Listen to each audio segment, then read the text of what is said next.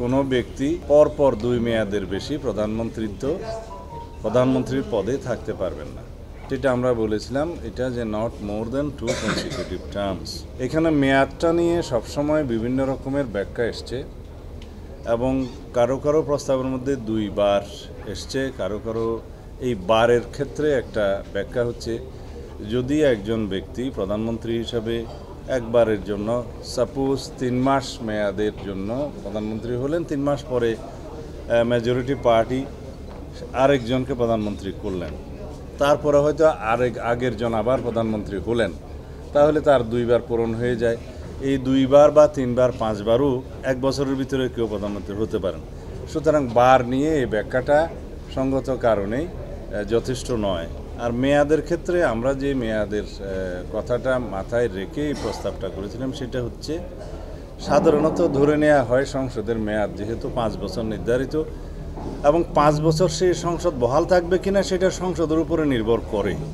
সেটা 2 বছর পরেও ডিজলভ হতে পারে বা 4.5 বছর পরেও ডিজলভ হতে পারে, মেয়াদ ওখানে শেষ হয়। কিন্তু আমাদের এখানে সংবিধানে উল্লেখ আছে যে সংসদ 5 বছর মেয়াদি। সেই হিসাবটা মাথায় রেখে আমরা পরপর 2 বারের বেশি 2 মেয়াদের বেশি প্রধানমন্ত্রী যে কোনো ব্যক্তি হতে পারবে না সেটা আমরা প্রস্তাব দিয়েছিলাম। কিন্তু এখানে অনেক ব্যাখ্যা আছে। পরপর একই ব্যক্তি 2 বারের বেশি প্রধানমন্ত্রী হবেন না, তার মানে এখানে বিভিন্ন ক্ষেত্রে ব্যাখ্যা এসছে যে পরপর 3 বার হবেন না, সেটাও ঠিক।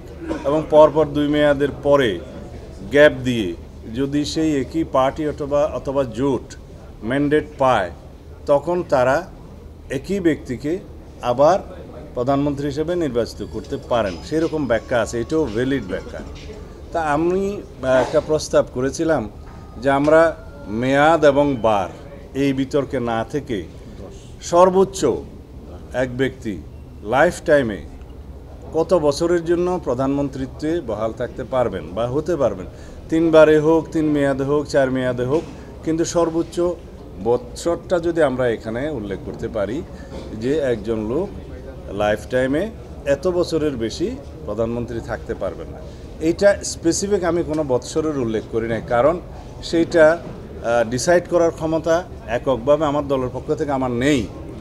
যদি হাউস ডিসাইড করে একটা মেয়াদ, সাপোজ 10 বছরের জন্য ডিসাইড করলো একজন ব্যক্তি সর্বোচ্চ জীবদ্দশায় 10 বছরের বেশি প্রধানমন্ত্রিত্ব বুক করতে পারবেন না বা ওই পদে থাকতে পারবেন না, তখন আমি বলেছি, এরকম একটা আলোচনা ওখানে এসছে, তখন আমি বলছি এটা আমার প্রস্তাব নয়, তবে যদি হাউস এটা ডিসাইড হয় সেটা আমাকে আমার দলীয় ফোরামে আলোচনা করতে হবে।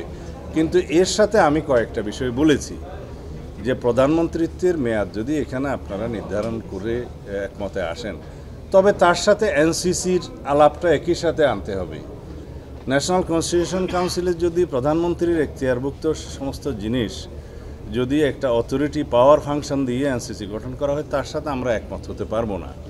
তারপরে যদি আপার হাউসের প্রশ্নটা আসে, আপার হাউসে যদি প্রপোর্শনেট ইলেকশনের কথা এখানে বলা আছে যে অনুপাত ভিত্তিক, তখন আপার হাউসে একটা বিল, জেনারেল বিল, 500তেও 50% মেজরিটি লাগবে। আবার যদি কনস্টিটিউশন অ্যামেন্ডমেন্টের কথা বলা আছে আপার হাউসে যে 2/3 মেজরিটির মধ্য দিয়ে আপার হাউসও কনস্টিটিউশনের অ্যামেন্ডমেন্ট অ্যাপ্রুভ করতে হবে, তখন কেউ কোনো দিন 2/3 পাবে না প্রপোর্শনাল নির্বাচনের ক্ষেত্রে। সেই জিনিসগুলো একসাথে আলোচনা আসতে হবে। এবং বলা আছে যে এখানে প্রেসিডেন্টের ইলেকশনের কথাটা আমরা আগে বলেছি, যে প্রেসিডেন্টের ইলেকশনের ক্ষেত্রে আমরা আগে বলেছিলাম, আজকে এই আলোচনাটা এখানে আসে না কিন্তু এটা রিলেটেড, যে উভয় হাউস যদি আপার হাউস প্রতিষ্ঠিত হয় এবং তার সদস্য সংখ্যা যদি 100 হয়, ওটা আমাদের প্রস্তাব, আর যদি নারী আসন 100 হয় এবং পার্লামেন্টের লোয়ার হাউস যদি 300 হয়, এই 500 সদস্যের মধ্যে আমরা বলেছি গোপন ব্যালটের মধ্য দিয়ে রাষ্ট্রপতি নির্বাচন হতে পারে এবং রাষ্ট্রপতির ক্ষমতা কি হবে না হবে আইনে নির্ধারণ করে দিলে রাষ্ট্রপতিকে আরও বেশি বিষয়ে যদি ক্ষমতা দেয়া হয়, সেই ক্ষেত্রেও এই প্রধানমন্ত্রীর মেয়াদের বিষয়টা এবং প্রধানমন্ত্রীর স্থায়িত্বের বিষয়টা, সরকার পরিচালনার বিষয়টা রিলেটেড। এই বিষয়গুলো অন্ততপক্ষে এনসিসি এবং আপার হাউসের বিষয়টা প্রধানমন্ত্রীর মেয়াদের সাথে একই প্যাকেজে আলোচনা করে একটা সিদ্ধান্তে আসলে তখন সুবিধা হবে। কারণ আলাদা আলাদাভাবে প্রত্যেকটা বিষয় যদি আমরা ডিসাইড করতে যাই, পরে আবার এনসিসি ফরমেশনের ক্ষেত্রে যদি আবার একই শর্ত থাকে বা করতে হয়, তখন আমরা সেই সাথে একমত হতে পারবো না। আবার আপার হাউসের বিভিন্ন বিষয়ে যদি সবাই দ্বিমত হয় তখন একসাথে হতে পারবো না। সুতরাং জিনিসগুলো রিলেটেড। তখন একটা সিদ্ধান্ত হয়েছে যে আগামী 2 দিন বিরতি থাকবে, এর ভিতরে দলের মধ্যে আলোচনা করে এই বিষয়গুলো যার যার দলীয় অবস্থান থেকে এসে সিদ্ধান্ত আকারে জানাবেন, তারপরে হাউসে আলোচনা করে এই প্রধানমন্ত্রীর মেয়াদ সংক্রান্ত বিষয়ে সিদ্ধান্ত নেওয়া যাবে।